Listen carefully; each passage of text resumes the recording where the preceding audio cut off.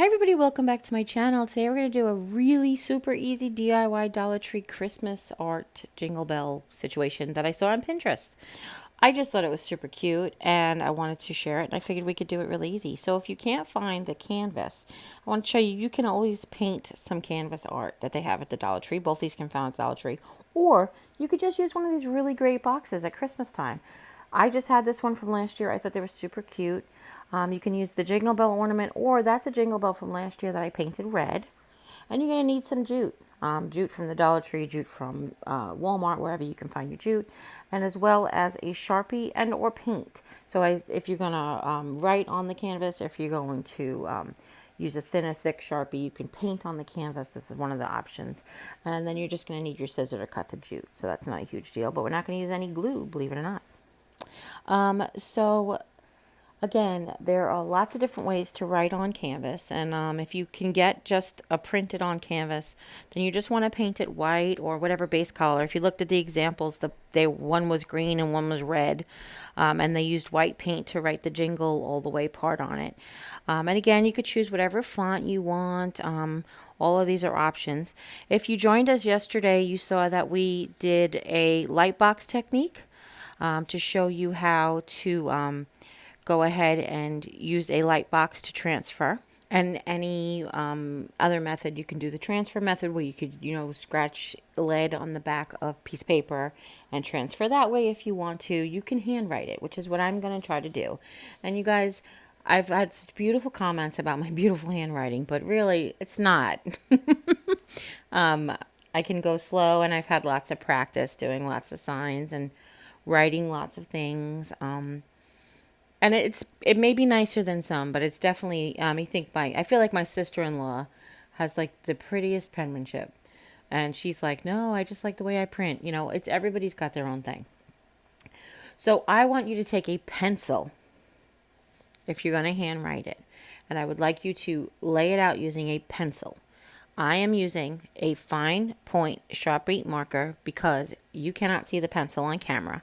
I'm doing this for you guys.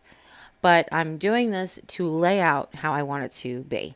Now, the sample had jingle in like a pretty faux calligraphy, country calligraphy, and then the all the way part was just in tall print font, regular letters, like an Arial, all caps.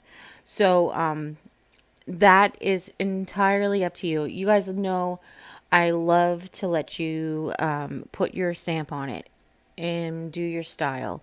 Do what works for you, okay? Now, have a regular Sharpie as well as the faux fake giant Sharpie from the Dollar Tree. And I'm going to use the two of them in conjunction to create that calligraphy.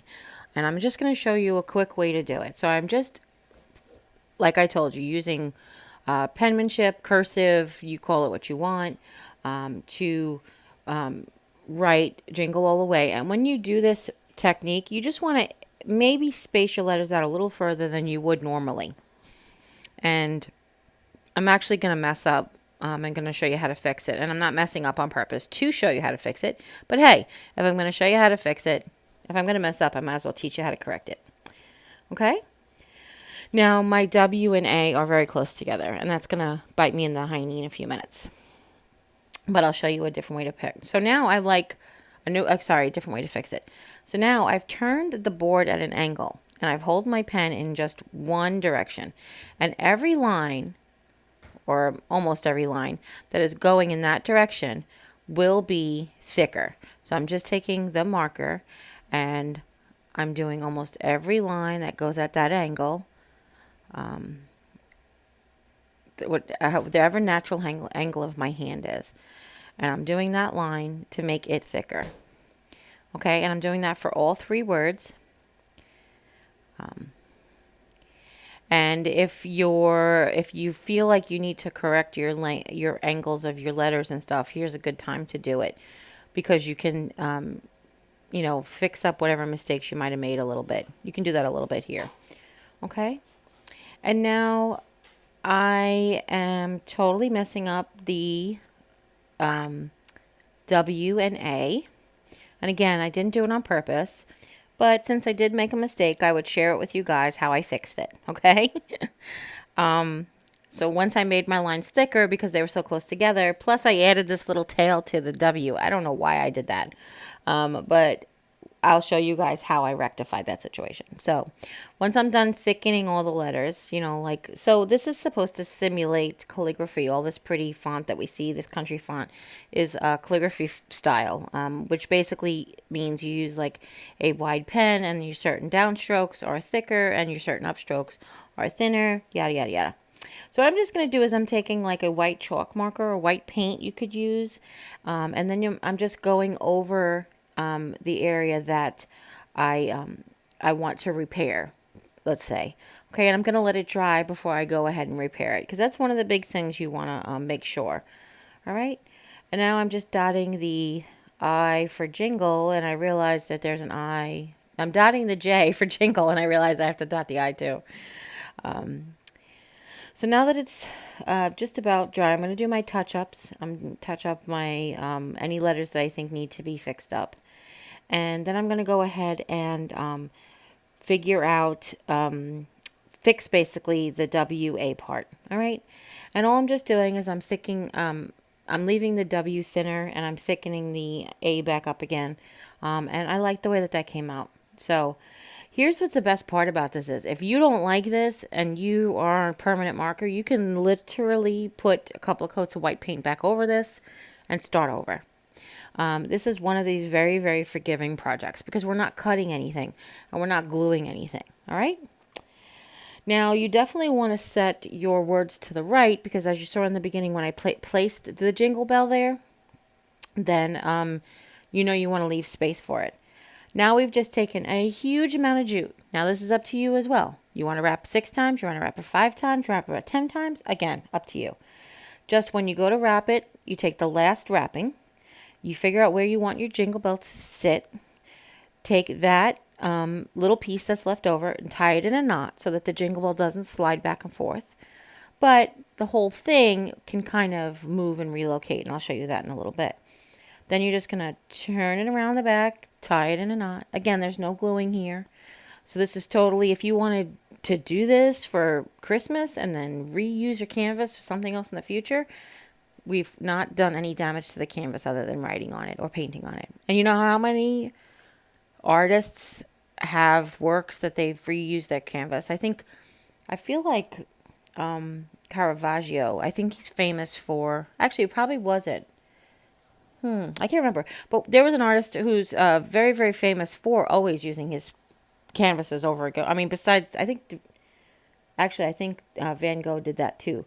But basically, they would not like their work of art and they would paint over it. So if it's good enough for Vincent Van Gogh, it's good enough for you. So with this one, with the string, this canvas is kind of thin. So we're going to add just a couple of blocks if you want it to stand. So if you want to hang it at this point, you can just hang it on the wood frame.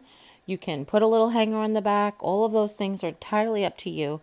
But if you want it to stand, I suggest getting a couple of the Jenga blocks or any piece of scrap wood and gluing it like we did with the pumpkin decor, just to give it something better, to basically give it more foot to stand on. And we're just going to glue it to the back this time. You're not going to see it in the front. All right. It just makes it a little easier because of the way the string is underneath. Like I said, this canvas isn't very wide, so it does need that little bit of support if you're going to stand it. And double check your work that you actually have gluing it on the bottom. Because I was like, as I was going to glue it, I was like, oh, let me check it really quick. And I was like, oh, it's upside down. So pay attention to that as well. All right. And we're just going to glue 2 pieces just to help. And it sticks really well to the canvas. And we're just using hot glue, which is this is totally optional. That's why I didn't include it in the beginning. And once that's cooled off, it stands absolutely perfectly. Okay? And somebody can come along and jingle your bell if they want to. Now we're going to jump really quickly, and this is the one that's the most easy. This box is all ready to go. I don't have to do anything to it. It's already wide enough. We're not going to alter it. Again, we're going to tie this bell on, and then we can take it off if you want to reuse it, buy the box for something else in the future. The Dollar Tree does have a variety of sizes and different patterns. Some have no writing on them. Just pick one that you really enjoy. I wanted one to go with a set. So I have this box, and I painted that other Jingle Bell last year, that dark red color. Very rustic country to me. And I had this box that had a very similar color tone to it, and I thought they would look cute as a set. This one does not say Jingle All the Way. This one says Merry Christmas. So the fact that I'm using similar colors, putting bell art on them, is what makes them sort of a set now, or together. They coordinate. But this is the giant bell ornament from the Dollar Tree, and I've just ripped the floral pieces right off of it. And now I'm just deciding, like you will when you get whatever box you choose, where is the best place for this Jingle Bell to go? Next to Mary on the right, next to Mary on the left. Do I want them to just be like almost the exact same? But again, just like I'll show you here in a minute, you can move it. Even as tight as you make it, it still does slide across the box very well. It doesn't slide across the canvas as easy, which is good, but it slides across the box very well. So you can move it if you change how you want the position to be. You can also untie it and start all over. So this one we're not going to wrap quite as many times. But again, I want them to be the same but different. So, I'm doing it so it coordinates, but it's a little different. But we are going to tie on the Jingle Bell the same way. Now the first Jingle Bell kind of hangs a little bit better because it's little, and it's not so, because the way it's shaped, I'm sorry. This Jingle Bell, I'm going to have it so it stands almost straight out so that you can see the holes in the Jingle Bell and that pretty Jingle Bell pattern that this one has. But I'm repeating the same thing, tying a knot on the jute onto the ornament, and then I'm tying it around the back and connecting it. And like I said, you can move this once you have it tied, and say you want your bell lower, you can just pull the string accordingly, okay? And if for some reason you do your loops tight enough and your bell wants to hang down to the bottom, then you can go ahead and tape it, tape the jute in the back where you want it to be. But that's it. And this does stand up, doesn't need any assistance because this box is wide enough.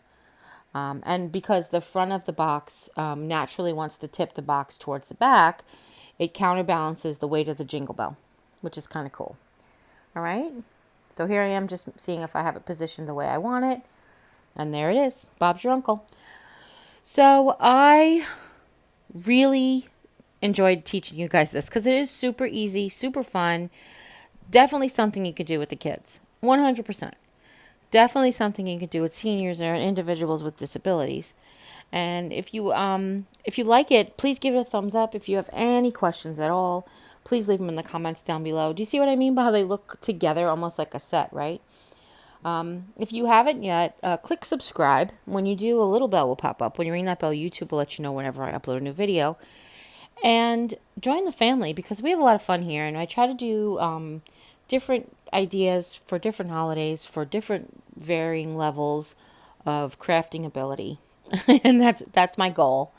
And share this with friends and family. Anybody might be interested in the style or their technique or getting inspired or doing something with their grandma or with their grandchild. Any of those things will work in this instance. Okay.